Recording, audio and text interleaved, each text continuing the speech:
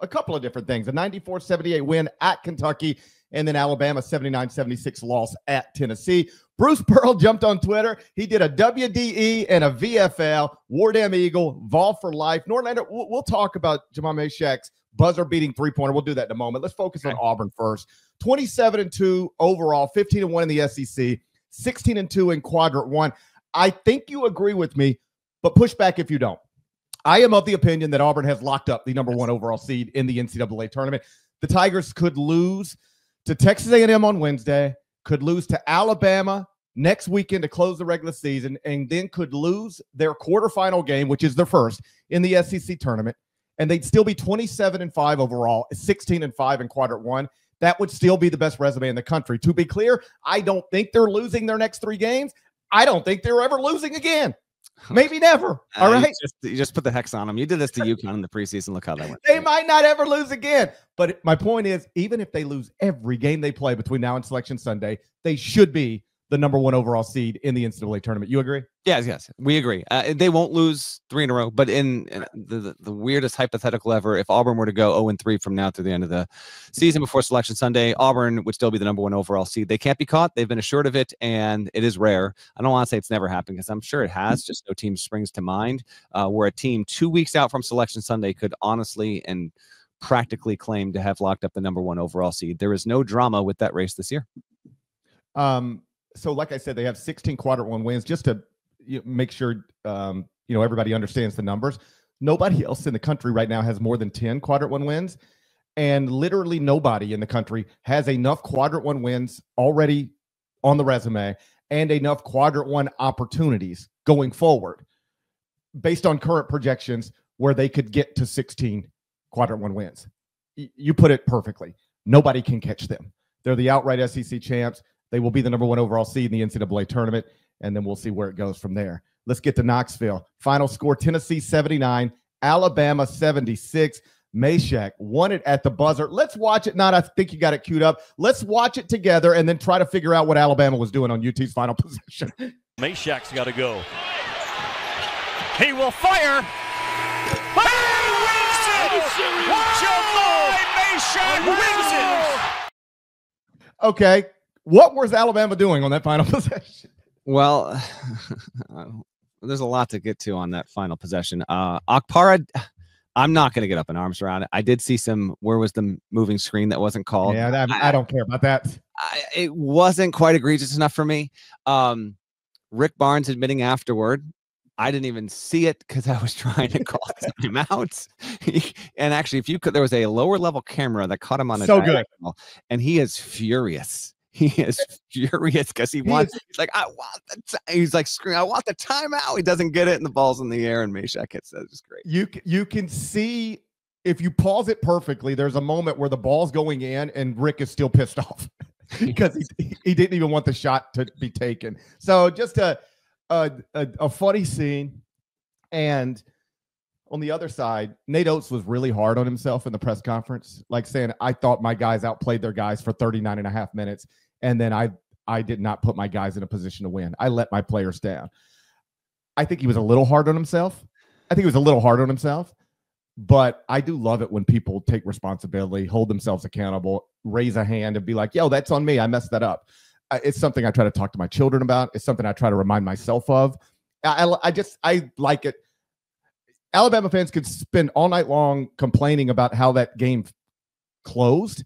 But once your coach, who is obviously awesome, raises his hand and say, hey, I'm gonna go ahead and beat you to the punch.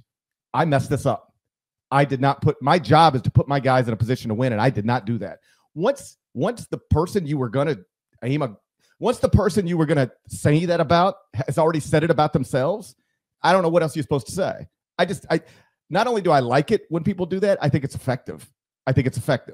And so I do think Nate was a little hard on himself, but I enjoyed him saying what he said. I hope it's effective because Bama's a good team. Next 2 games are really, really tough against potential 1 seeds or projected 1 seeds in Florida and Auburn.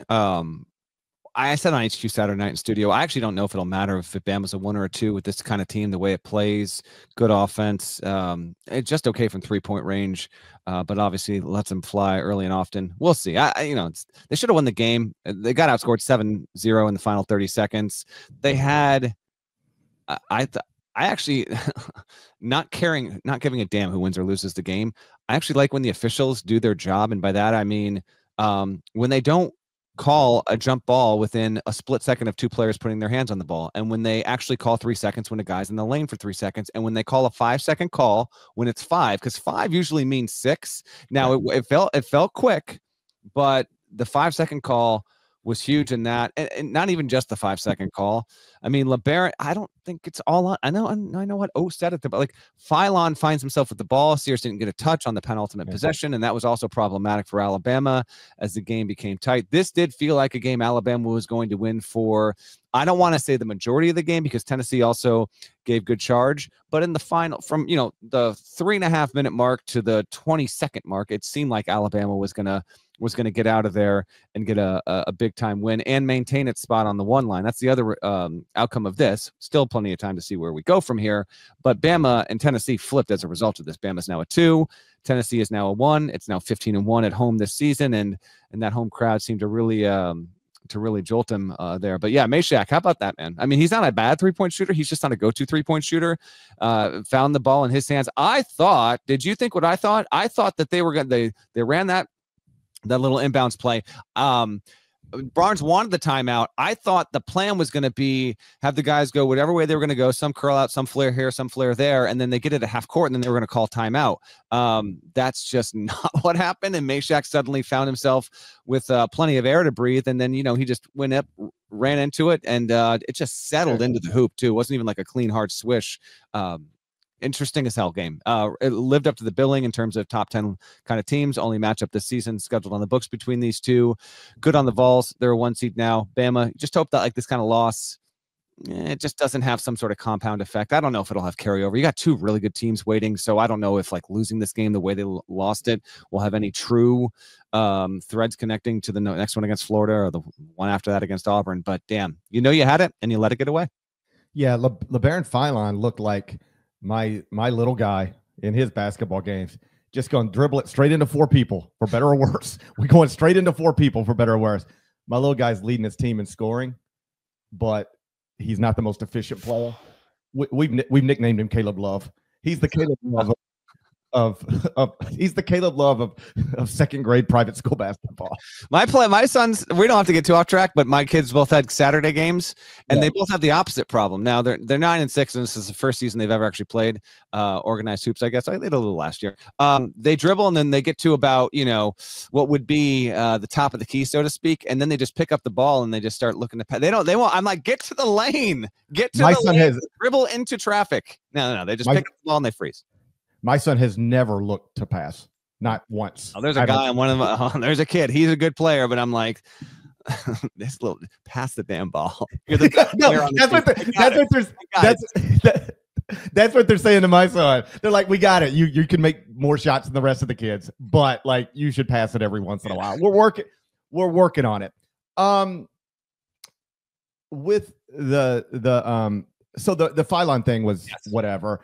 Then Meshack hits the shot, and I tweeted this, and I genuinely believe it because he just walked. They might have been wanting to call a timeout, but like once you're just sort of casually bringing the ball up the court and nobody is stopping you.